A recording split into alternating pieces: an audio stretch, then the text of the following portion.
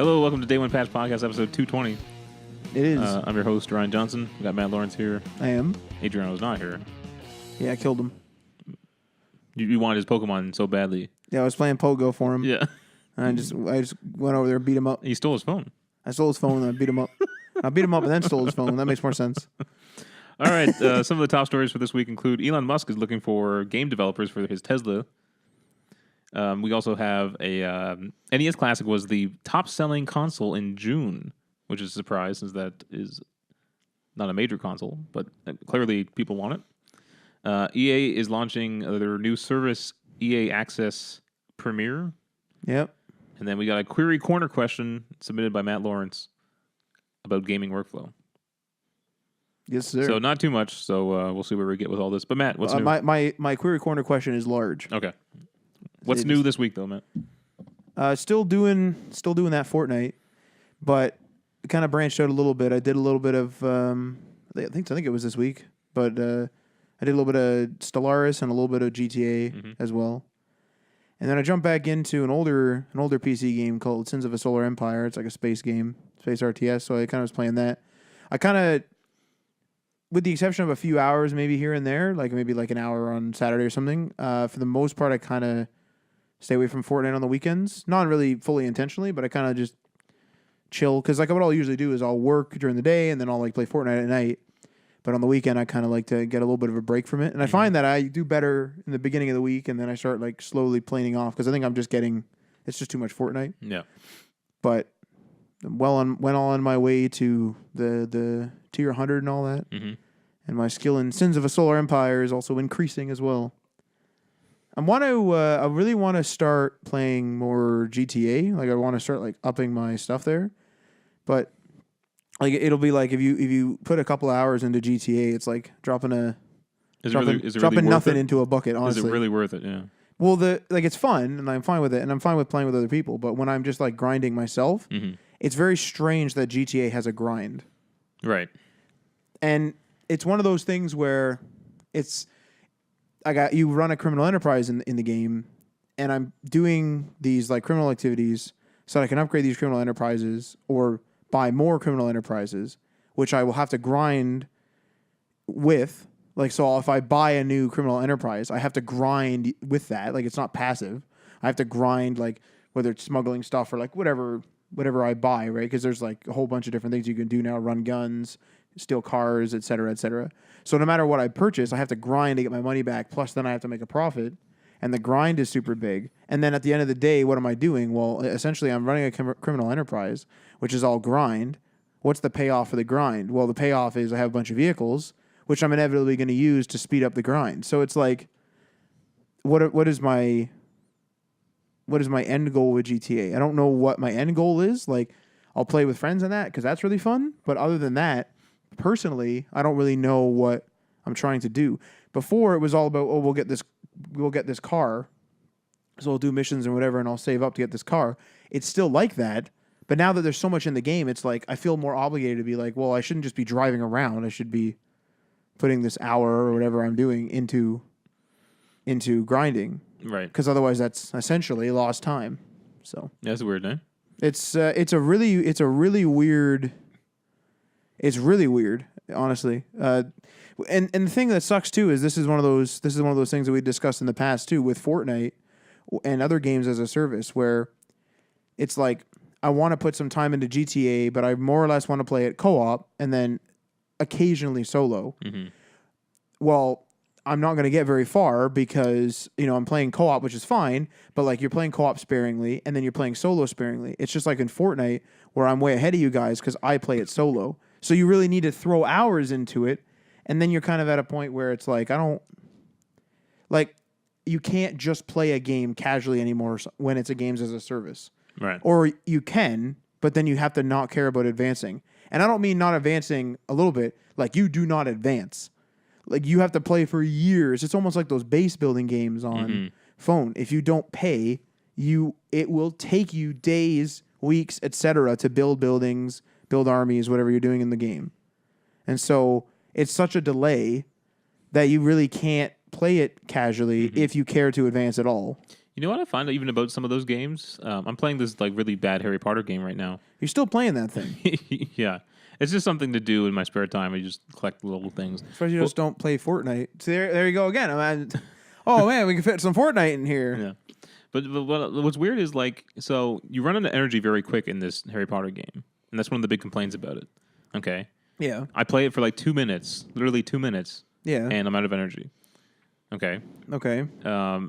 So they obviously want you to buy the gems to purchase more energy. Mm-hmm. But even buying gems for like $10 only refills your energy like maybe a couple times. So you would get like another 4 minutes. So it's absurd. And You know what I mean? how much was that again? Did you say a price? I think it's like around $10, and like you can like upgrade or refill your energy like a few times with that. See, the whole thing is like if you look at it in terms of percent, in terms of progress, if you're getting maximum progress per energy spent, and you're getting a couple more energy, essentially you're getting, depending on how much you are getting, you're getting 100 or 200%, or even 300% more game out of it. So you're moving at a pace of 200 or 300% faster. You'd have to pay hundreds of dollars to actually fast track this. This is the problem. You know, What's really bad is, so the way it works is like every mission, there's like, I think like 5 stars you need to fill up energy for. right. And you do that by tapping on things on the screen. So when you tap on a character on the screen, a thing will pop up, and Right. it'll have a number between 1 and 5, and that's how many times you have to tap on that character, which uses 1 energy point Per tab. per tap. Okay. Oh my That God. then fills up the stars. Okay. So if I have a character, I tap on them, it says 3. I tap 3 times on that character. Yeah. It fills up the star level a little bit. Okay. Okay. Now you can kind of work it in a way to get the most efficient amount of taps to fill up the star. But Right. sometimes you only have like a gap left where it would only take like 1 tap to fill the star up. Right. But you'll tap on a character and it'll be like 5. You need to spend 5 energy if you want to collect it. This is that whole thing where you have to do math to figure out your best way to do things. But it's not always the case though. You can math it out because I'll look for the most efficient way to fill up the stars. right. But you'll still end up, because there's only a certain amount of things you can tap on the screen at a time. Okay. Sometimes they'll all say 5. Oh, There's only 5 energy things you need to spend. Does the game still have that like RAM issue where it's not like a technical issue, but remember you were saying it had to stay in RAM or else you'd lose your spot? Like let's say you fill up half the stars and your energy is done. So you need full energy to finish that level. I think they fixed that, yeah. 'Cause that was ridiculous. That was like actually a game-breaking thing, yeah. like if the game closed, because you're on an iPhone, if the game closed, you would, it would do it on Android too. You would literally be like, oh, I'm back down to 0 stars. I'm back full energy. But then I'm just going to get to 50% again of the stars. Yeah, they fixed that. And I'm screwed. Yeah. I haven't had that happen since launch. See, this starts entering the territory of, is that even fun? Mm-mm. You know what I'm saying? Like why? Like I like Fortnite because I literally want to win. I want the skins and stuff. That's tertiary, but I want to win. I like GTA because I like to drive around a big world. Yeah. So that's why I'm drawn to that. That game that you're talking about, that Harry Potter game.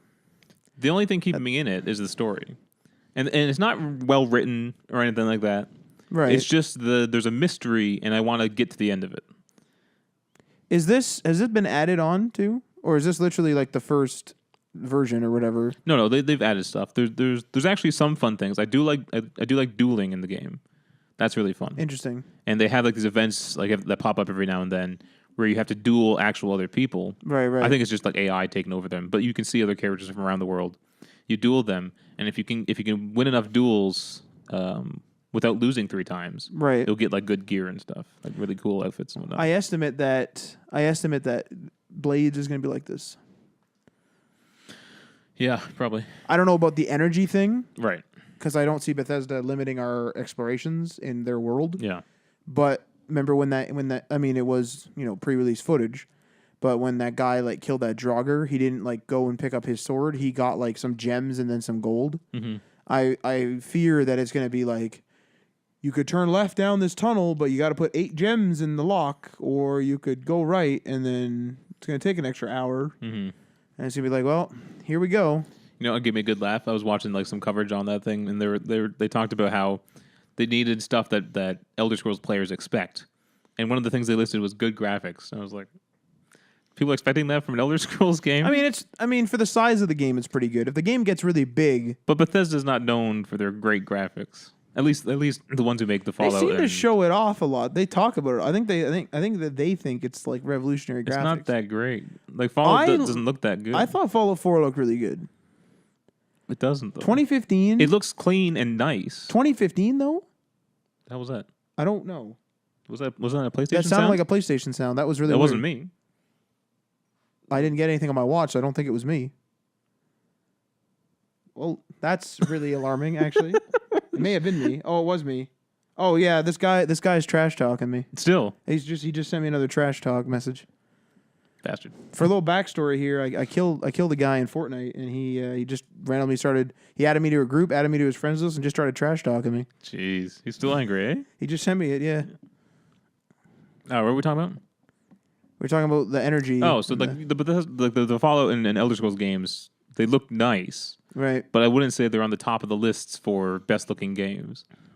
No, but again, it's based on scale. Like if you have a very closed environment, you could really ramp up those textures, and the console will load it fine. But if you have a world as vast as a Fallout game, where you have to have, rather far distant things to like render at least to an extent, like the green jewel, you can see it at night, like Diamond City. Mm-hmm. Even though I'm sure it's some low res texture that loads in until you get close. It's still something that has to load in, and so you're in this vast, big. Like, look how much it was chugging in the city when we were streaming. Yeah. Like, that's because it has to load the interiors, the areas, it has to render the people, the loot, I have to imagine, though, there's a more efficient way, because there's other games where they have interiors and stuff like that. What game is like a Bethesda game? I don't know, like, not necessarily in terms of all the items you can pick up. That's a big piece, though. That is, but there are open-world games that are highly detailed. Like what? The Witcher, The Division was highly detailed, even though there's not much to do in there. Yes. The Division, I have a feeling it offloaded a lot of it to the server. I think it had Maybe. that. I think it like offloaded at least a bunch of it, and it was scripted stuff. Like the thing with Fallout is every time I go into the city, like this area might be a super mutant base, but they're switching positions. They're having a real life firefight, and if I'm in the city where it's rather crowded, there might actually be 2 full groups being rendered with 2 full bases, and they're having a firefight, and the AI is running. And it's all craziness. Like you saw how bad that Vertibird trip is on PlayStation 4. It runs like shit. Yeah. But at the end of the day, I don't think that people expect good graphics from them. And they were saying that as like a highlight of the Elder Scrolls series. I think they think that their graphics are like pretty good. All right. I started up Quantum Break on the Xbox One. Interesting. I bought it. It was like $10, and I was looking for stuff to play on my Xbox. That was a game I was interested in when it was announced. Here's a weird thing that's going on, and I'm not sure what the solution is to this. The cutscenes are lose a lot of frame drops. That's unfortunate. That's weird. Yeah. It's strange to me when something that's I assume it's pre-rendered. I'm pretty sure they're pre-rendered, and That's so weird. it's weird that happens. Now, I looked online, and some people were saying that you might actually be streaming them. Oh, that's interesting. I don't know if that's true or not. If that is true, I mean your internet isn't great, Yeah, so that might be your but other that people might be your problem. Other people were having this issue, so Interesting. I don't know. Also, this has like a TV show element, right? You're supposed to be able to watch like a TV show with it. I'm not sure where to access that, but there is a download, so you can download the episodes instead of streaming them. And it was like 75 gigs or something like that.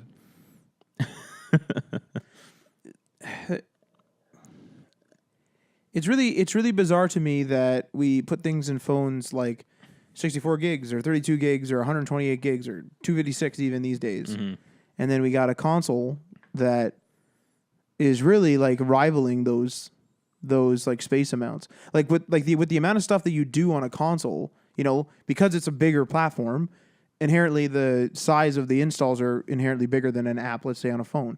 Well, the proportionally the hard drive space on like your standard PlayStation 4 is not proportionally sized. Right. You know what I'm trying to say? Like at most you're getting like double the space if your phone's 256 and your PlayStation's 500. Yeah. Yes, it's user upgradable, but that's a whole thing and you got to buy it. It's really strange that these hard drives are remaining so low. Like it's getting to the point now where it's hindering because they're recording too, like the game DVR or whatever. Like it's constantly recording, and like obviously not saving. But if you save, if you're like, oh, that was cool, you just press save off the moment, and then that saves 15 minutes. You got to go back and trim. You forget. Yeah. Now there's a big chunk of video there that's just sitting there, and I had that problem before, and I got a whole bunch of 15-minute clips. Yeah. So it's a whole thing. I'm curious. Does the PS4 record 4K or does it record 1080? I'm pretty sure it's 1080 or 720, and it's pretty compressed sometimes. Yeah. Like it looks pretty bad sometimes, for sure. I wonder if you could actually get better performance if you turn that feature off. I know you can't, but at least not on PS4, as far as I know. You might be able to. Like, I mean, that's a lot for it to like constantly be doing it, but maybe they have it so efficient that maybe it doesn't. I mean, I wouldn't put anything past Sony though. Well, there is sometimes where I'll press I don't really like to, you know how you can like press and hold to get the screenshot? I don't really like that because I usually sometimes miss the thing.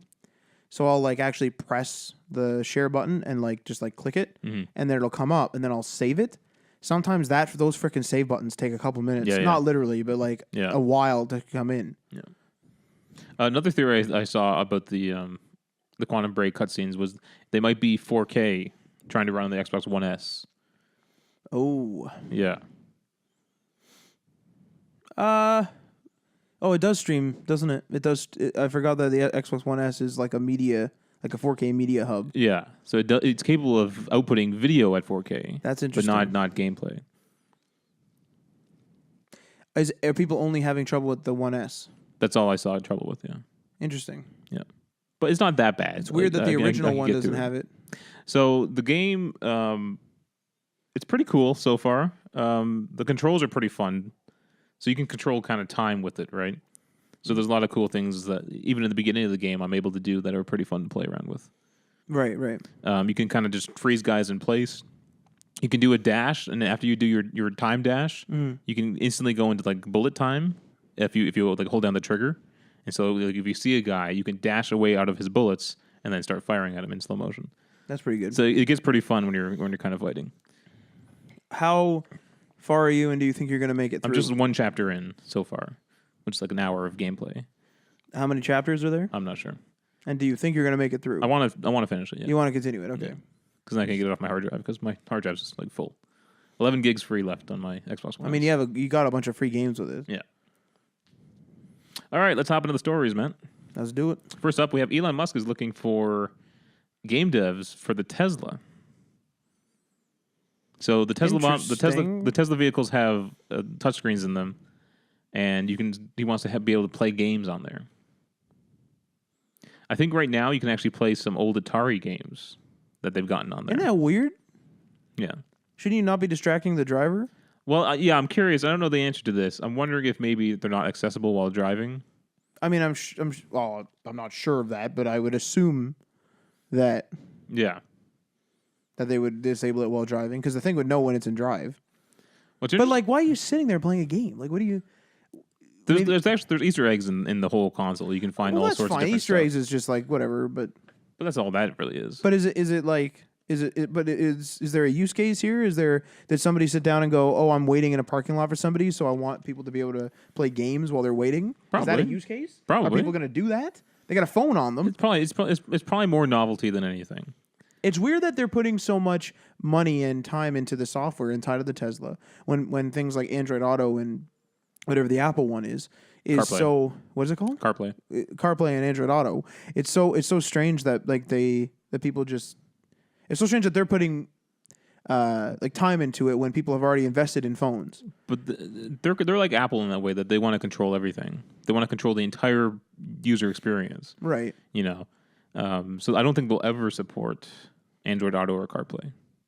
But they would support it in a way, I would assume, with like you could Bluetooth to it. And if you started like playing from your phone, you could do that much, but it's not going to take over the display and run an Android version or an iOS version. I got you. Yeah, you can still cast audio to it. Right. But other than that, it's all them. It is using Google Maps natively, though. I think for the GPS. That's interesting. Yeah. That's like I mean, at least they're not completely like walling themselves off from partners. Because could you imagine like a Tesla Maps? Mm-hmm. Every single time someone tries to come up with maps, Right. it like becomes a disaster. But yes, correct, because Google has thousands of pieces of data. Mm-hmm. Like I mean, I have no like confirmation of this, but I'm personally sure that when you're driving around, that's how it's getting the traffic data. Like it doesn't call the cops and ask, is there a traffic problem down the road here? Was there an accident? It knows like, oh, I had 13 users go from 100K an hour down to 10 for a couple of minutes, so there's a delay. Like that's how it's doing it, as far as I know. That's a good question though, because they're not. Now this might be different on iPhone, but you're not really supposed to be tracking people like that in that way without their knowledge, right? But I think that you are accepting it when you use it. But I don't think there's that. Is there that amount of people all using Google Maps for directions? Well, actually, funny story about this. So I went up and visited Tim out in London, Ontario, and I don't really know. Like I've only been up there a couple of times, so I don't really know the area. So I went to Google Maps it, and on the way, it's about an hour and a half drive from where I live to London. And what ended up happening was I got just down the road, and Google Maps warned me there's a 1.5 hour delay on the road. So I was like, okay, well, I got to follow the route. And it was slowly finding me new routes. Now, these routes were rather like off, like off the beaten path. So it would be like you drive down the highway, you get off, you drive through like, the typical Southern Ontario, like farmers' fields, right? With these like country roads. You drive through miles and miles of that. And then you like pop back on the highway to like avoid the problem or whatever, right? The thing about that, what was super interesting, was a bunch of people were following me. And I know, like not necessarily following me individually, but like some people were in front of me and stuff. And I know for sure that those roads, again, I assume that those roads would not be as busy as they were, because they were like, oh, it would be like, close to a dirt road. Like it'd be like, hasn't been paved in years, but hasn't needed to be because hardly anyone uses it. It's like two farmers. Right. Yeah. And you see like transport trucks and, a full convoy of cars going down there. So that's interesting because I think that Google Maps is probably telling all of those people, I would assume, to go down those roads. And because of those routes are like, because people are driving those routes, and now Google has more data on that area. And then they can check like, oh, like people are driving on this route, but now the area is clear, so I can clear it for anyone else coming, but anyone that's near it, maybe they can still take the detour. Yeah. Like I would assume that's how they're getting their data, which is interesting. I think that might be, actually it probably is the only way to do it. I can't think of another way. Yeah. Unless there's like some sort of like master traffic center and they like tap into that, but like I don't know about that. Yeah. All right. Well, if you're a game dev, you can go get a job at Tesla. Start making games for their Tesla vehicles. Make like a full like RPG or some crazy thing. It looks like they want it to be somewhat unique too. They don't want just like mobile games on a Tesla. It'll probably just be like you drive a Tesla car on a track or something. All right. Up next, we have some surprising news. Actually, the NES Classic was June's highest-selling console. And why that's surprising is because that's like a 20-plus-year-old console. Well, the Classic is new. Yeah. Well, relatively new. It was in short supply, and there was huge demand for it. Oh, is this the one that came sold back? out? Yeah, yeah. It is significantly cheaper than an Xbox or PS4. I mean, admittedly, though, I think there's. I mean, some people are probably playing it a lot, but generally speaking, it's probably novelty. And it's one of those things where you know how if you really wanted something and you missed out, whether it be your fault or just bad luck, and then it comes back in some way, whether it's being re-released or it just comes back in stock. Yeah. A lot of people will just be like, you know what? I don't care what the price is. I'm just going to buy it so I don't feel that way again. Yeah. So I think probably that's why. So NPD also released a list of the best-selling games of 2018. Number 1 was Mario Tennis Aces. I didn't even know that came out. Number 2 was God of War, actually, which is surprising because that's been over a couple months now. That's a little bit older, yeah. For it to have the second place spot, that's pretty good. Grand Theft Auto 5, number 3. Good lord. People gotta get their grind on, man. Frick, they're freaking grinding away in GTA I can't Online. figure out who's still buying this. It's definitely people jumping ship from the lower consoles, I think. These new consoles are getting to the point where like they're getting cheap enough, or people are saving up and they're just buying it. Or it's, as I said before, since this GTA has been on the scene for so long, honestly, it could have seen several generations of children get old enough to purchase a GTA game, and they buy the latest one. Right. That's insane. And I don't know this for sure, but I would bet on it that it's probably been in the top 10 spots since launch. Because if it's number 3, it's not number 10. It's number 3 on the list. Yeah. That's a little crazy. I mean, I'm sure it's moved around, but yeah. You know, a new game would be happy to hold the number 3 spot. You know, I wonder if it's when they release a. Wonder if it goes up when they release a expansion. Yeah, probably. That's interesting. So I can't imagine they're at 80 million copies or something like that. 90 million copies. It's a big freaking number. Holy crap! Number 4, The Crew 2. No, that's actually surprising. Yeah. Number 5, Far Cry 5. That's an older game, and that's still selling well one, too. yeah. So. Well, because that had DLC come out, that Mars one. Oh yeah. Mario Kart 8. Number 7, Lego Incredibles. Those Lego games, There's man. a lot of games that come out that I have no idea. I've never heard of. Those Lego games, though, are probably pretty big with the kids, I think. I loved them when I was a kid. I loved them, but then very quickly realized that they're all the same. They're samey, and then I couldn't handle it anymore. Yeah. Number 8, FIFA 18. Number 9, Crash Bandicoot Insane Trilogy, which is actually, again, another surprising game that's still in the top. That's top 10. crazy. I imagine Spyro will see the same kind of results. Probably. And number 10, Detroit Become Human. Still holding strong there. I mean, this is probably a weird list because it is the summer.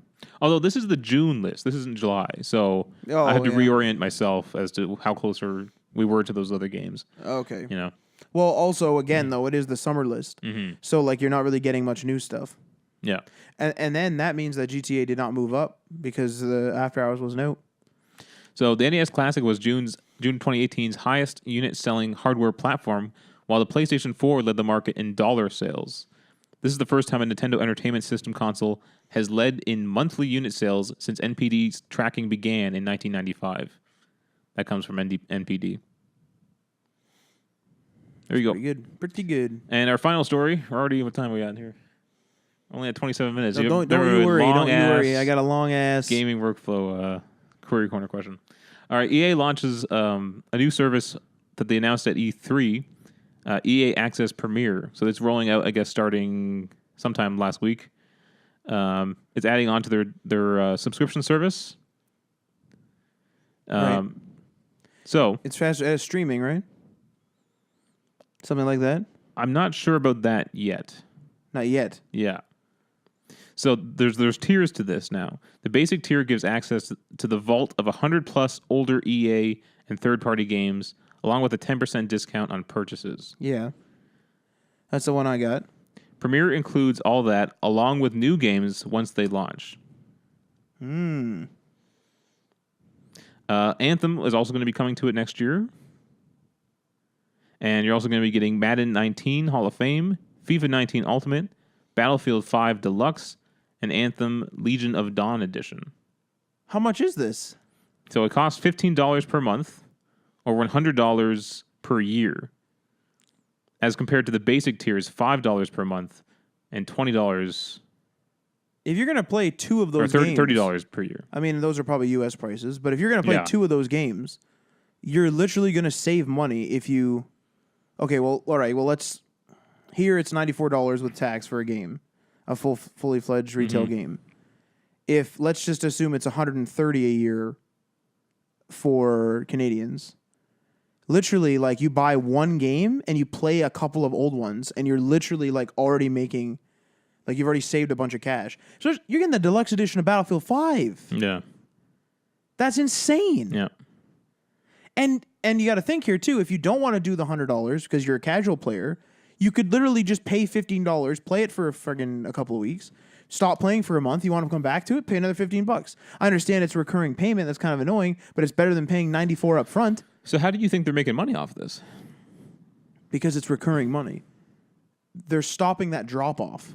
When a game comes out, it just like collapses. Like it like has a big old shoot up of revenue and then collapses until there's sales and stuff.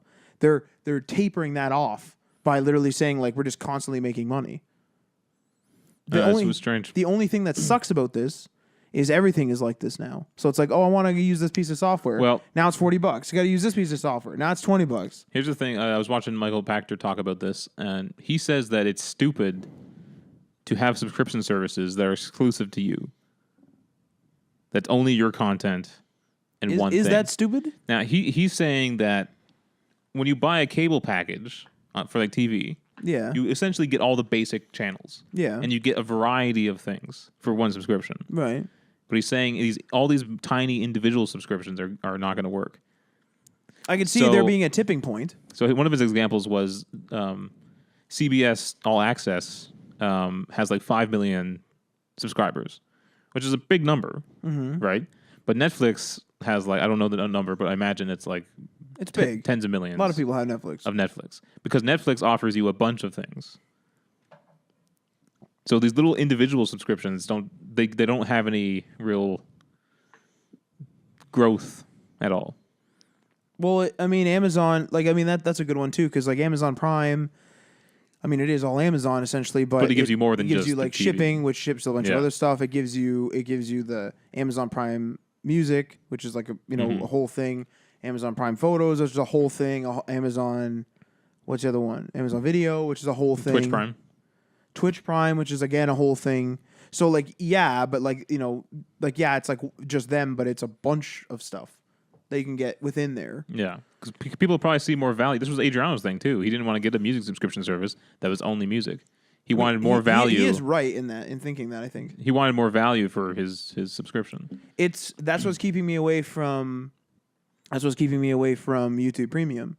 Is of like started kind of like watching more YouTube lately, and I'm kind of sick of seeing the ads. So, I could switch to YouTube Premium, but I don't want to have a Spotify and a YouTube Premium subscription when there's something there, like when YouTube Music is there. I mean, so then it's like, well, I could switch over, but then the integrations of YouTube Music isn't quite there yet because it's a new app. So then it's like, well, I don't want to give up my integration, so I guess I'm just going to watch ads and pay for Spotify. Right. But like Spotify might get cut. Like it's on a short leash on my subscription list. Really? Is it just because it's not worth it, or what? Well, to put it in perspective, I'm literally paying Spotify, Balsamic, Xbox Live, PlayStation Plus, EA Access. I'm paying Office 365 Personal. Right. I'm paying for Office 365 for Business. I'm paying for. I mean, some of this is through business, so it's not only me, but Photoshop. So like the Creative Cloud that gives you Photoshop, and I think maybe Lightroom. I don't remember if the one we have does.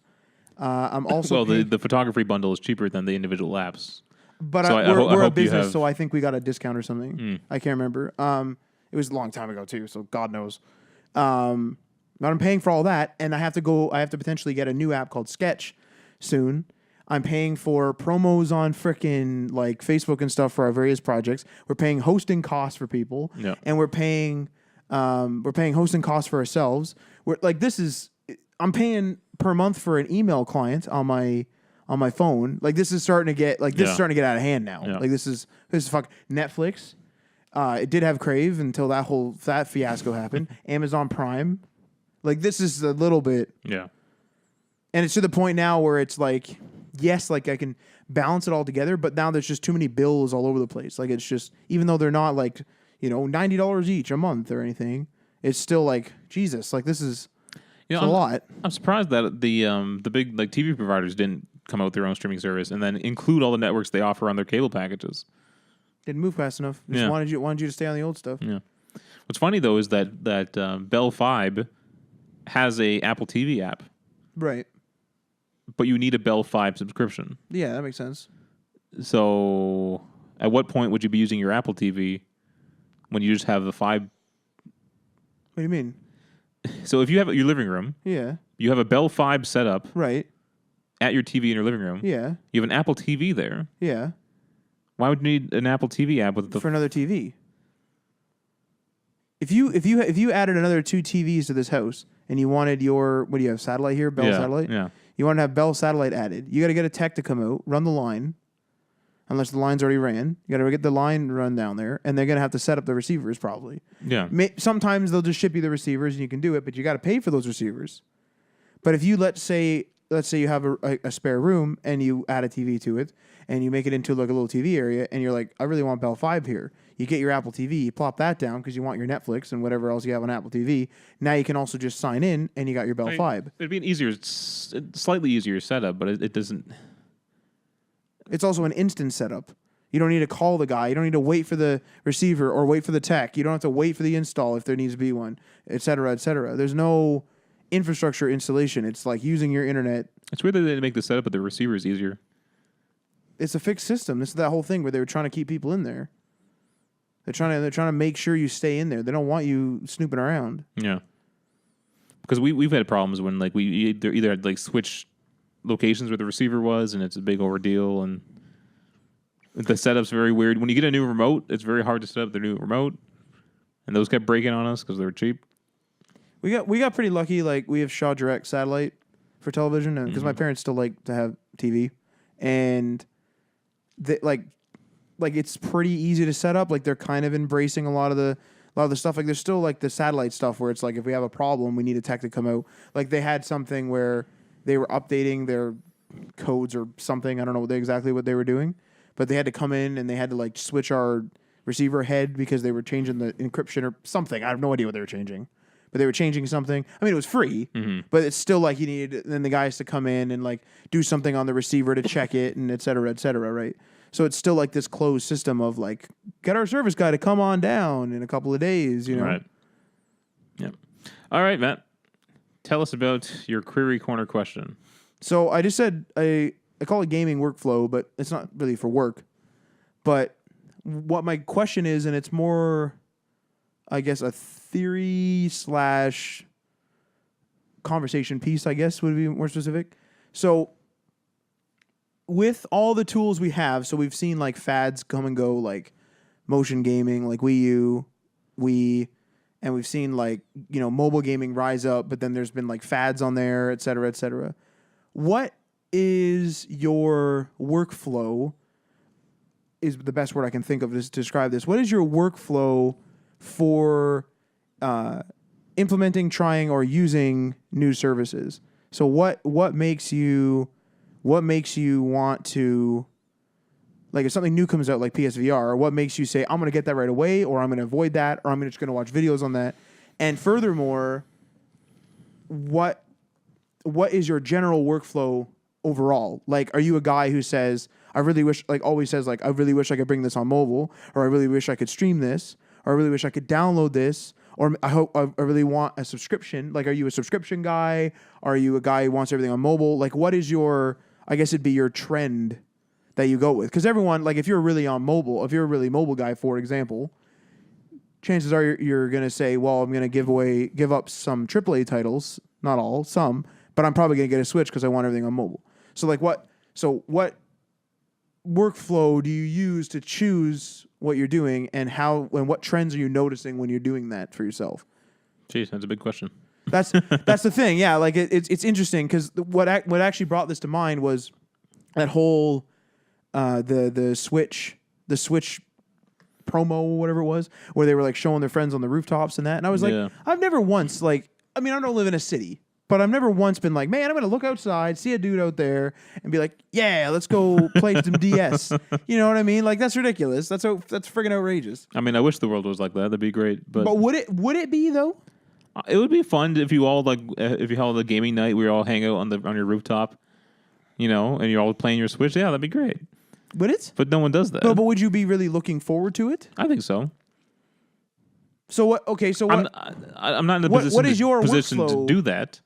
Your what? I'm not in a position to do that. No, but what is your workflow though? Like, are you buying stuff that's, I don't know, more social? Are you buying stuff that you just want story? Are you buying, and like how do you try new things when they come out, or do you? I'm trying to think of the last thing I tried. Like I didn't get the PSVR, but I was very early on the PlayStation Move. Right. And most of the time why I buy things like that, like early on, and I'm an early adopter, is because I want to try it for myself and see how it is. And then I'm part of the conversation online when I see other people talking about it. I know what they're talking about. I can go, if they say, oh, there's this cool feature on this device that I didn't know about, I can immediately try it right there. So that's usually why I'm an early adopter of most things. PSVR, it's just a little too expensive. You know what I mean? It was like $500 when it launched. And that's so price. I mean, price would curb anyone at some point, but price is a big piece of your. Not most of the time, but I just think for that because we were all kind of burned by motion gaming, right? To an extent, for and sure. I saw the exact same trend happen with VR, and it has happened for the most part. I think where VR has died off essentially. You know, actually, I was at the mall the other day and they had a PSVR demo. Mm-hmm. They had like 6 stations, and they were doing it in the middle of the mall. So they are still pushing it to an extent. Like even in a city as small as Hamilton, you know, in the grand scheme, that's a rather small city. It's interesting to see Sony still press it, like still push it. But like you're right with things like the price drop, and like there's no major title for it. There was no like major first party studio from Sony that made a PSVR game. It's the whole thing with Kinect where everybody was trying to make a game for the Kinect, which you kind of need to do, but then for some reason they come out gimmicky. And I think the problem was, I think Sony got burned last time, both with the Vita and with PlayStation Move, is they kind of forced their first-party developers to use those products, right? Because they wanted games for them. Yeah. Okay, but that doesn't give you the most natural, experiences because they were forced to do it. They may not have wanted to do it. I think the issue with Sony, and so they didn't do that for PSVR. Would you say that Sony gives up too quick? I would say yes. Yeah, because remember so the much, PS TV launch? Not that they did, yeah, but not so much with the Vita. I think the Vita just dropped off because it wasn't as good as advertised. I think it's a great console. Yeah. It wasn't. But it's way better than the PSP. It wasn't what I was expecting. Well, think about something, right? Think about this where. Now, I was we were relatively young when the PSP came out. Mm-hmm. But you had the PSP 1000, then there was like the 2000, and I think the 3000. And maybe there were other iterations in there somewhere. And there were some like special editions that were Star Wars painted and stuff like that. But I remember even being quite young and not really following trends and stuff. Like the only place I ever really saw games was at Walmart and stuff like that, right? Like wherever we were, I'd go to like the electronics section.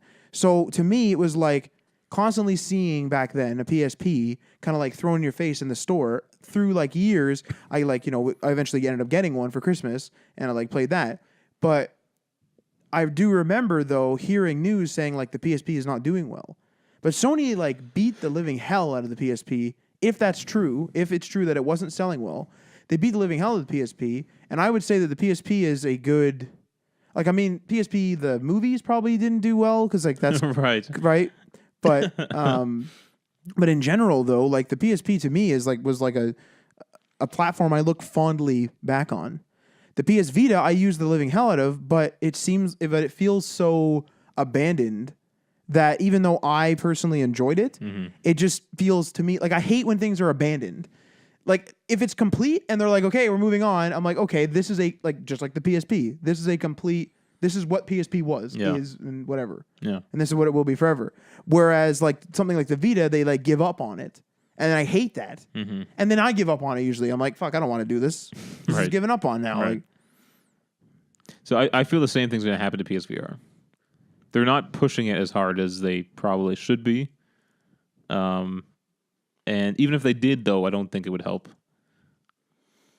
I think attaching things to yourself or swinging things around is really not something people are down with. It's a hard sell. It's a hard sell. Yeah, that's normally PC. I can see people doing it. That's normally like an experience that you'd go out to do. So when you go to the arcade, they have those kind of virtual. I was in the X-wing at that one arcade we went to. Were you there? Did you go with us to that? I don't think so. X-wing. Anyway, but I was in like an actual X-wing like module type deal. Right. And I was flying around. That's an event. That's something you go out to do. But at home, I don't want to like hook up with all this gear to play a game. Yeah, like if you're just trying to like turn something on, you don't want to. And I think gamers have proven this, and so I'm surprised they keep trying this. I think they've proven that we just want to sit there and play games. Well, it's the same thing that they did with Daydream, like that's the Google VR system, and like the plethora of other VR systems like Gear VR and everything else. It's like they saw like a trend of people being like buying the cardboard and stuff.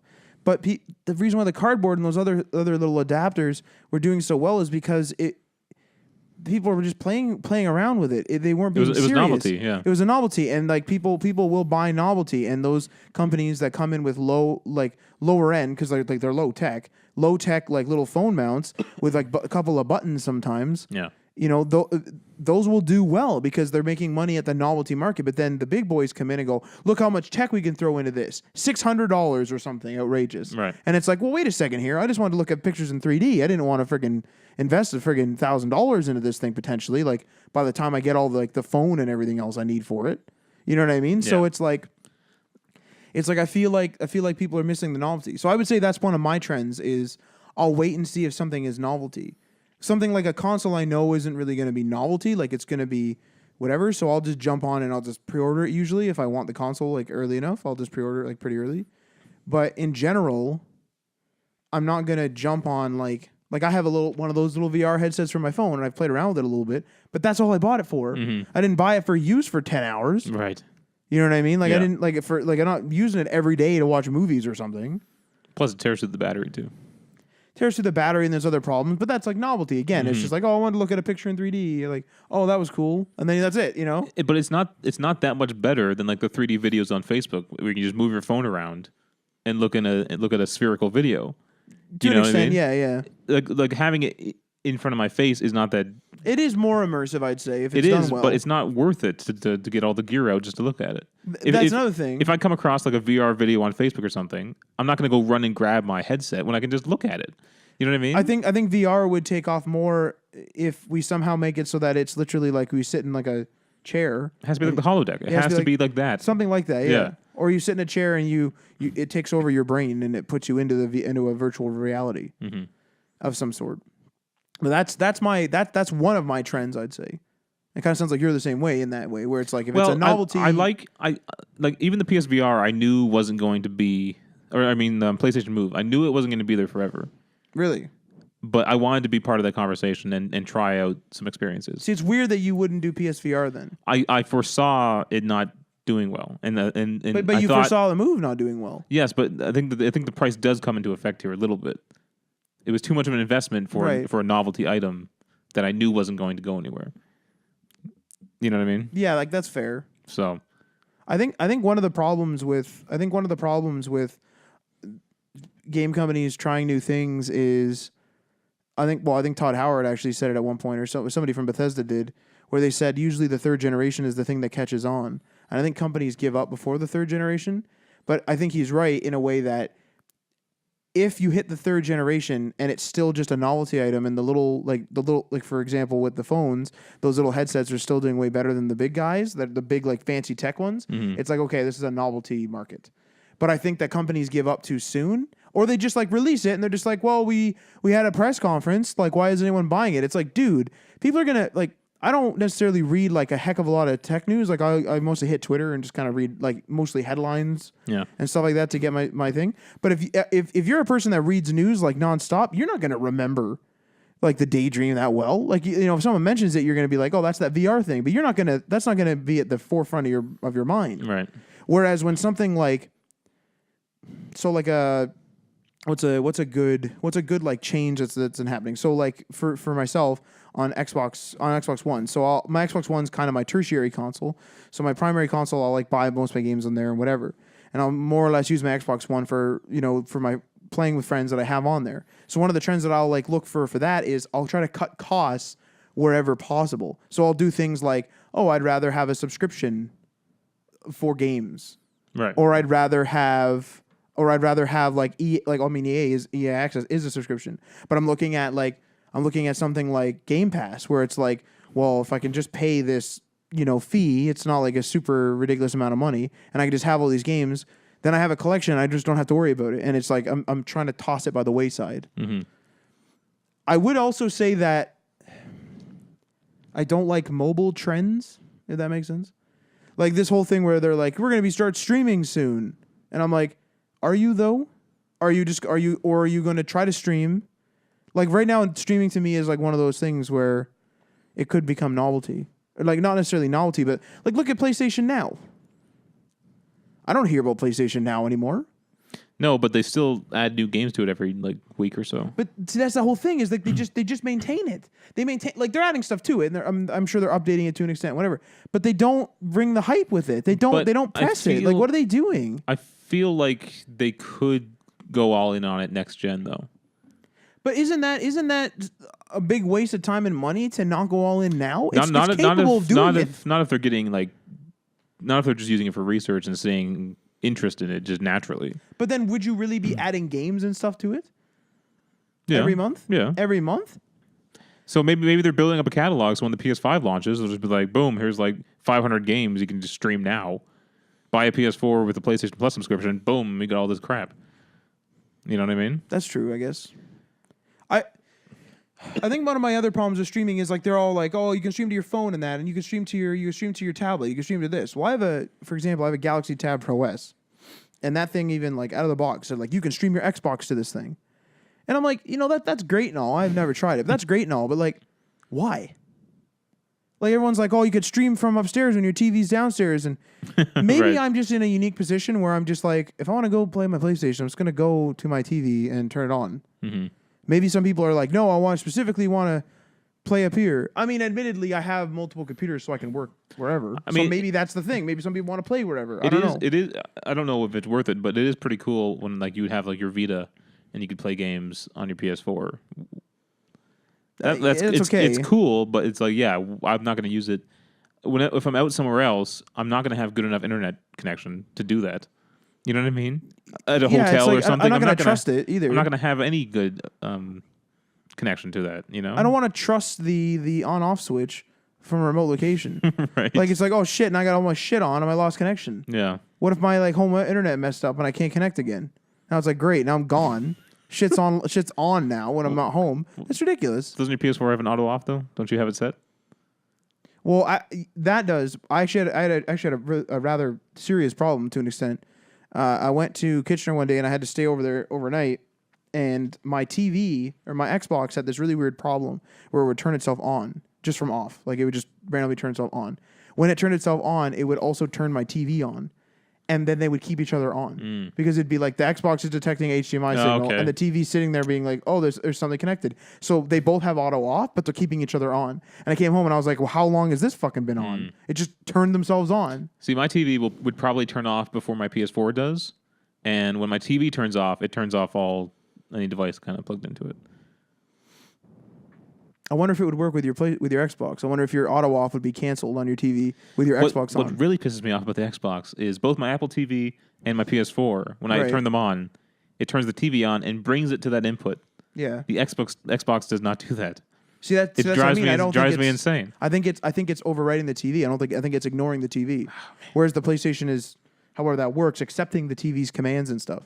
The Xbox turns it on, turns the TV on, will not change it to the goddamn input. Did you tell the Xbox what TV you had and stuff and told it to turn it on when you turn it on? I didn't tell what TV I had. I don't think there was an option to tell me what actual. See, I went TV. in when I had the Kinect and I like set up all my entertainment stuff and I was like, when you turn this thing on. That was my problem. I did settings for that, but there's no change input to it. No, I don't think there's one. No, there's not one of those. I don't think. So that sucks. See, I'd be curious. Actually, it'd be an interesting test to see if your auto off on your TV Turns the Xbox off. well is overwritten by the Xbox. Like, would the Xbox keep the TV on, and then because of that, the TV's keeping the Xbox on? Yeah, that's funny though. But in general, in terms of like if I'm talking about like my full out setup, I think that'd be a good way to summarize this question because you're right, it is a rather large question.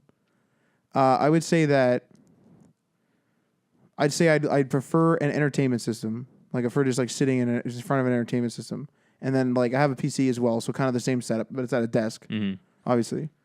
And what I do prefer for PC gaming is I want the mobility. Like, a console is like mobile to an extent. Like, it's not like a serious hassle to like unplug 2 or 3 cables and just like take a console with me. Yeah. But a PC is a real pain in the ass.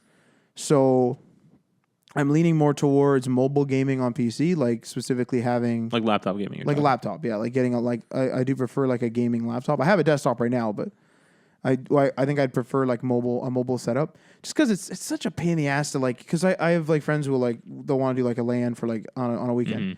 and then they'll just like have to bring a screen and all this shit. I don't want to like. I'll turn my settings down a couple notches below yours, and at least like all I have to do is open my laptop up. Mm-hmm. You know what I mean? Like I don't want to bring all this crap along with me. Right. Like it's just a pain in the ass. And then nowadays, like laptops are getting so powerful that like you could get a good experience on the go. Yeah. So like so my PC stuff's going more mobile. Well, did you see iJustine? She had the Surface Go, Right. and she was running Fortnite on it. So she was able to play Fortnite on there. So like that type of stuff is starting to get super interesting. Where if you just like that's not a gaming device. Mm-hmm. So if you just up yourself to a gaming level device, chances are, depending on the specs, you're going to be doing pretty good for yourself. Yeah. And like with the whole PC plateauing to an extent, so you can have a couple year old PC and it's not going to be totally useless. Mm-hmm. But so console gaming is definitely an entertainment system. Mobile gaming is like.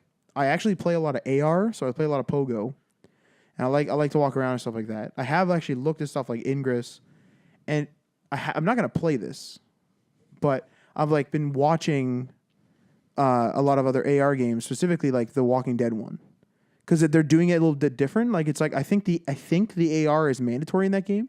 Like Pokemon Go, you have to walk around. I think the AR camera thing is actually mandatory in that game. It's funny because I'm pretty sure most Pokemon Go players turn that off. And I have that off too. Yeah, and I guess you could consider the location-based gaming AR to an extent. That's what I'm calling it. But I think traditionally when people think AR, it is looking through the camera. Okay, yeah. So it's weird that everyone went on this big craze about Pokemon Go. Like even Apple commented on it, how they were watching it closely and whatnot. Yeah. But it wasn't really an AR game because everyone turned it off. Well, at least they had I think.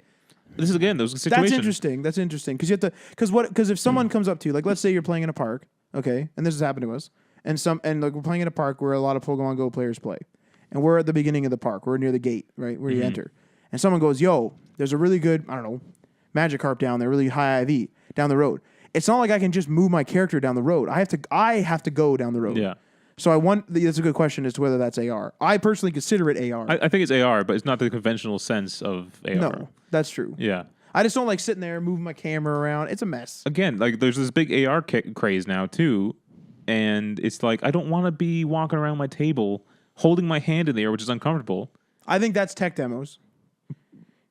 I think that's that type of stuff. But there are games on the App Store that do this. Yes, there are. But I think that this is all this Gen 1 experimental crap. It's the same thing where we used to play games that were like red squares, that were like jumping at black squares or whatever. You know what I mean? Like really rudimentary games that eventually became games like Mario and stuff. But what I'm saying is people turned off the annoying part of Pokemon Go, which was holding your hand up in the air and moving the camera around. Yeah. That's annoying. So people turn that off. It's fine to be walking around. That's something we do every day. We go out, we walk. You're just looking at your phone. That's what we do every single day. It's when they try to add these things that are unnatural to us, like hovering your hand all over the goddamn place. I would say Pokemon Go is relatively unnatural.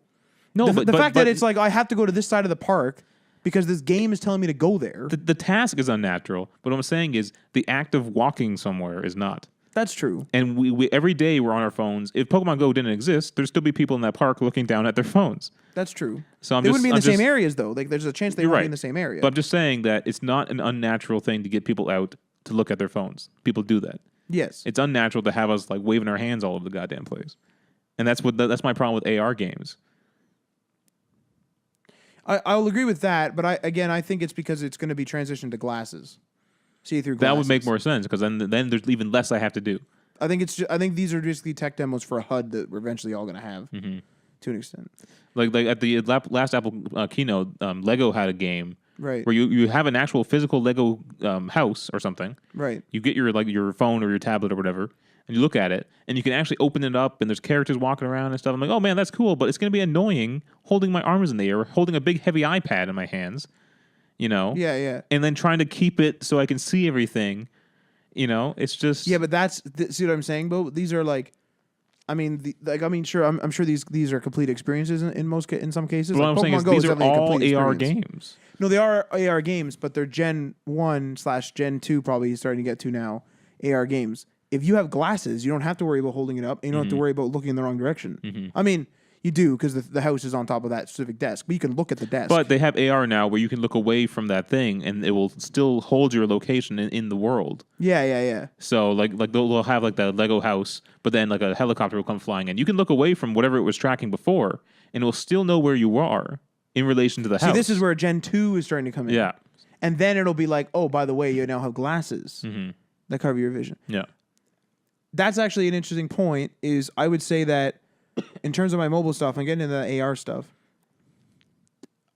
I am actually down for game streaming if it streams from the server, not from my home, because I think that it'd be cool if, like, let's say you are at a hotel that has good Wi-Fi. I'm just playing my game and I just have to, like, play the game, and assuming it auto saves, if my internet goes down or whatever, who cares? But I'm not turning anything on remotely in my home. I could just like stream my PlayStation game to my phone, or maybe I have a Bluetooth controller, or maybe to a tablet. I'm playing. Then I'm done for the day. I don't have to bring a console with me. I'm starting to, one of the trends I am doing is I'm very like cautious when entering markets. I find for sure, but I am kind of getting I support Android Wear, or Wear OS as it's called now. I have like a good phone, right? Like I always try to get a good phone for my needs. So I'm kind of at the point now where I'm ready for, not that I'm going to go out and play games all over the place, but I would get glasses that had a HUD. Yeah. I would do that. I would get a chip implanted in my wrist. I would get one of the things that I like literally want is I don't want to have headphones. I want to have implants on my bones behind my ears, so they can just Bluetooth vibrate. Like, there's like those headphones that like vibrate your bone thing there. I don't know the medical term. Yeah, I'm down for, like, I'm ready for that, and I want that because I bought Jaybirds for that reason. Just hang them on my neck, walk around all day, and just have a podcast because I want to be constantly, like, it sounds fucked, but like I want to be constantly plugged in, listening to a podcast, doing this, doing that. I want to be doing that. And I'm ready to be like engulfed in it. Take over my vision, take over my ears. My credit card is my wrist. Do it. Like, you know what I mean? Like, why not? Because I'm not like, it's not like I'm like changing my bones out. I'm putting these little implants in, it's not a huge surgery or anything. So I'm looking at those type of trends. And for gaming, I'm specifically looking at streaming from their servers to a phone or a tablet. What about you? What am I looking forward to? Like in the what future? Is your workflow as a summary? Like I said, the entertainment system, and then I'm looking at mobile, and I'm blah blah blah blah blah. Like, what is your synopsis? Mobile doesn't interest me much anymore. You're playing that Harry Potter game. Yeah, but it's like I play one or two mobile games and that's it. It's like I'm not downloading new mobile games and checking them out every single week. There's a bunch of games that are popular on there that I don't try. Right. And I just don't care for it anymore. The only reason I'm playing Harry Potter is because it's Harry Potter. The only reason I'm playing the Star Wars game is because it's Star Wars. So they're already franchises I like, but I'm not downloading some random game I don't know the name of anymore. In the early days of the App Store, every week I'd be checking out the new games, and I'd be buying $10 games. Holy God! Like every week on the App Store. So you're almost like crazy. You're like an introductory guy. Yeah. You go in, you check it out, you're willing to dump some money in there, and then you're out of there. Yeah. You didn't do that with VR, but what would you say about streaming and stuff then? Well, I have bad internet, so I physically have a limitation there. Well, let's hypothetically say that you didn't. Like, are you interested in it? Like even if you're just interested in it, like, are you reading about it? Are you not reading about it? I am interested in it. If I had great internet, like even at your house, yeah, I would love a streaming gaming platform.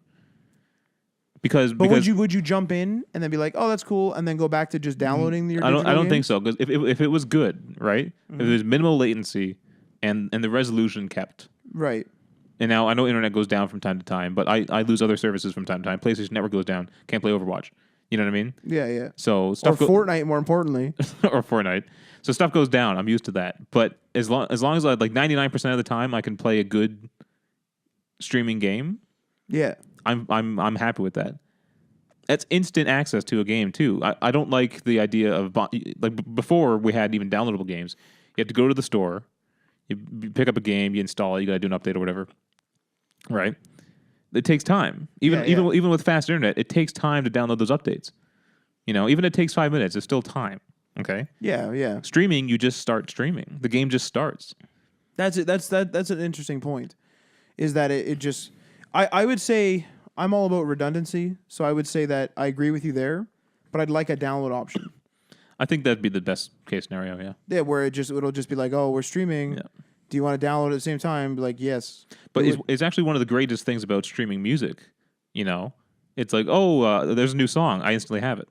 Yeah. I have access to 45 million songs right now. Yeah. You know? That's insanity. So imagine that with gaming. You have access to 100 or 500 games right now. Game Pass, you could do it right now. I think there's a trial. Fuck. Yeah. click the button. But again, you had to download. Whoa, you had to download it though. So if you had streaming, it's instantly there, instant access to 500, games. Yeah, yeah. That's insanity.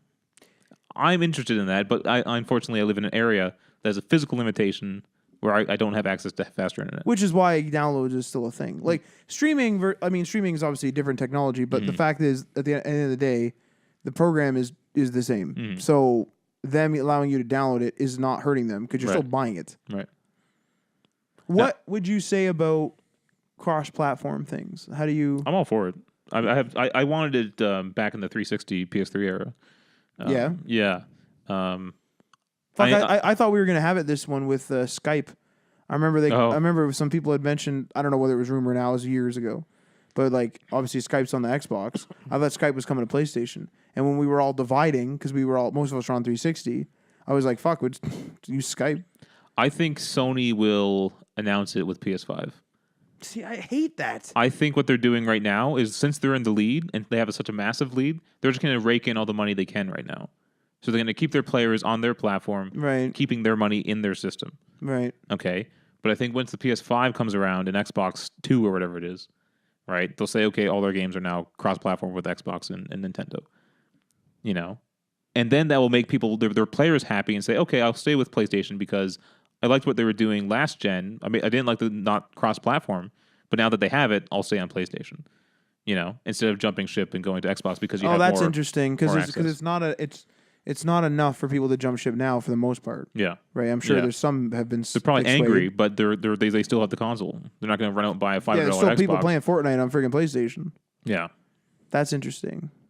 I'm really digging cross-platform myself. I'd say, like I really like it when the Game Pass, for example, works on the Sea of Thieves on the PC. Mm-hmm. Like Adriano was like, "Oh, I want to play Sea of Thieves with you guys. You and I have Xbox.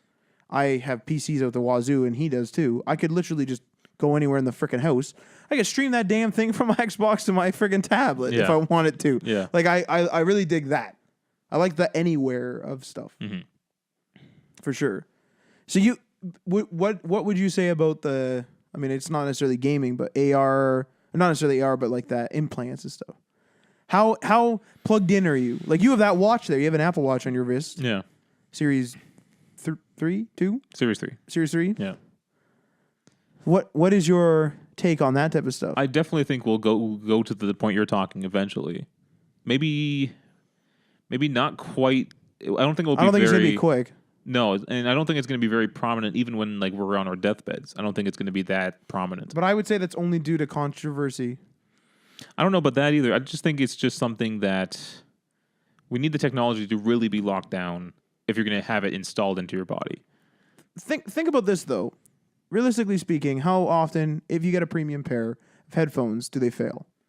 Okay, fair enough. Now think about this, right? Like not much is what I meant to say. Instead of saying fair enough, that doesn't make sense. It's just to freaking answer my own question. Apparently. All the time. Yeah, all the time. Fair enough. No, but so generally speaking, they don't fail that much in my experience. They work enough to use them on a regular basis with high reliability. So let's hypothetically say they install a real easy port where you can put in a little Jaybird equivalent into your bone thing. Mm-hmm. And then if they break, you just literally unscrew them and then put a new one in. And you screw them in so they don't fall out, right? Mm-hmm. Fair enough. Okay. Well, think about this. You were just talking there about music and games being instant. Could you imagine just being like, "Oh, I'm gonna turn on my phone. I don't have to cast to that HomePod. I don't have to cast to a Google Home. I don't have to cast to anything. I'm just gonna click play, and it's gonna detect that I'm in the room and I'm alone.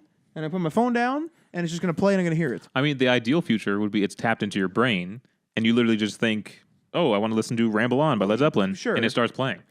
You know, because I think that would be a whole implant. Then that's almost VR stuff. But I'm honestly ready for that. Like I want to hear my damn phone, but I want to hear it sometimes. Do you think we'll get to the point where we don't need phones anymore? So yeah, like one of the things that the next AirPods might have is like you'll just be able to say access Siri at any time you want. You can do it now, but you had to like tap it and activate it. Sure. But you'll just be able to access Siri. Would you really need a phone at that point? Because then you could just like look up information and she could pull it down from the internet. She can play music, you know. Yeah. She can tell you what's on your calendar. Yeah. She can tell you the weather. She can do anything you want your phone to do audibly. I think the major problem is that there is, when you start looking at it from a user experience perspective, there is a lot of UI elements that you can't describe. Like if a UI element requires you to drag your finger across something and then click a check mark, that's very hard to even like I'm sure you're visualizing it different than I'm visualizing it after I've verbalized it. Mm-hmm. You know what I mean? Yeah. So for a machine to be like, oh, I need to drag what and click what? How do I do it? How do I do it? You know what I mean?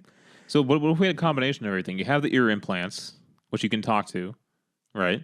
And then you have your AR goggles on or whatever they are. Which actually that's one thing the phone might be needed for, or the thing would have to have a blackout. So like I can't see through my phone. Right. I think that's key for things like movies and stuff.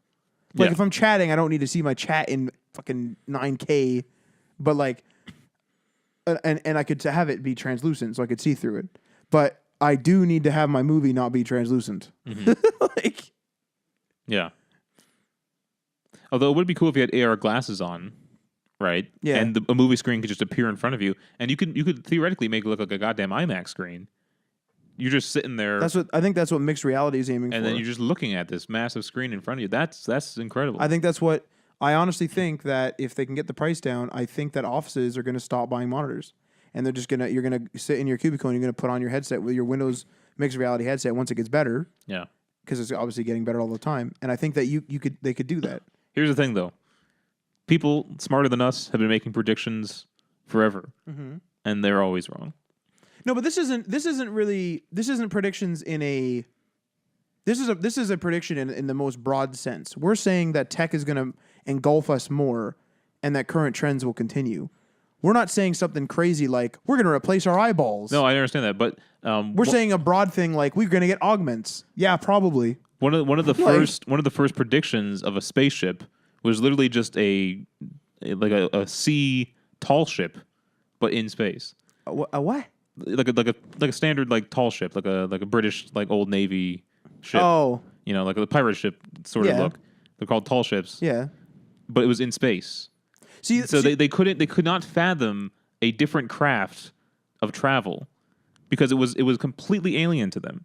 But that's the thing, though, they took what they knew, and put it somewhere else. The philosophy is right, though. That's not what it ended up being. The philosophy is right. The philosophy is right. Yeah. So us saying augments. That's probably going to happen. Right. Whether that means total replacements of eyes and stuff, that's an augment of some kind. Yeah. But we're just saying with our current tech, it'd be like an insertable into bone jaybird or something. What I'm getting at, though, is I'm more excited about what we don't know is on the horizon. I worry because it's adding to the list of things to purchase. Well, yes, but I mean... No, but not personally. In general, a lot of people are like when phones started coming out, there was a lot of like, oh, I don't need a phone. And then people started like slowly getting phones. Companies now give up pretty easy. So if they come out with something that could have revolutionized and people go like, I don't need that. Like the watches. I'm sure there's a ton of things. The watches is step one to augments. People are just like, I don't fucking need that. I got a phone. Well, I mean, the Apple Watch is doing well. No, but in comparison to how many phones they sell. Yes, it's very minor. You know what I'm saying? Yeah. It's not becoming widespread enough. That's not good. But Apple's not giving up on the watch, though. Everyone else seemed to have given up. Even Google, you said is giving up. No. Google is there's a silent period. I'm not following this. I'm being told this from a third party, but there's like a silent period right now in the watch market because I have a buddy that's really into Wear OS and stuff, and he's saying there's kind of like a silent time right now, and it's probably because something big is coming, like the new version of Wear OS or whatever. They're probably going to launch the Pixel 3 along with the Pixel Watch. Something like that. Yeah. Whatever, right? But like something is probably coming. You don't rebrand something Wear OS after calling it Android Wear for years right. and then just go silent. Yeah. Right? You go silent, yes, right before a product launch. or announcement. Yeah. Pretty good. What are you thinking about? You just like suddenly started like darting eyes all around. What I'm saying, like I was getting at with we don't know even what's on the horizon. We can only make predictions based on what we know. But no one would have predicted the iPhone 30 years ago. So that's what I'm excited about. But people would have philosophically been like, or theoretically been like, I really want something to just tell me the weather. I really want to be able to say something and have it done. We're starting that. Correct. But what I'm saying is I'm more excited about what we don't know is going to come out. There's going to be some company that launches something, whether it's Apple or Google or Microsoft. Some company's going to launch something that we never imagined was possible. Right. And I think that is what's going to change the entire field. I was listening to some podcast. I can't remember what it was, but they were talking about how doing what everyone else is doing is the worst thing a company can do. There's no point in... So if you're a car manufacturer, right, there's no point making another internal combustion engine car. Everyone else is doing that. Oh, yeah. But then you look at Tesla, they're doing an electric vehicle. That's different. Mm-hmm. People are excited about that, where they're not excited about the next GM car that's coming out. You know? Yeah, it's just another run-of-the-mill vehicle. Yeah, so they said the worst thing for a company to do is do what everyone else is doing. Right. So you have to find something to do that's completely different. The completely different part is the scariest, though, because people are more... I find people more curious than purchase... Like they're more curious than customer, if that makes sense. It's like, I'm not personally thinking of buying a Tesla or any Tesla products at the moment, but I'm certainly going to watch what they're doing. Right. I'm more curious than customer. I'm not a customer at all. Mm-hmm. You know what I mean? Yeah. I'm not even considering purchasing that. Yeah. I'm still going to go with the run-of-the-mill. And I mean, I'm speaking for myself, but I assume...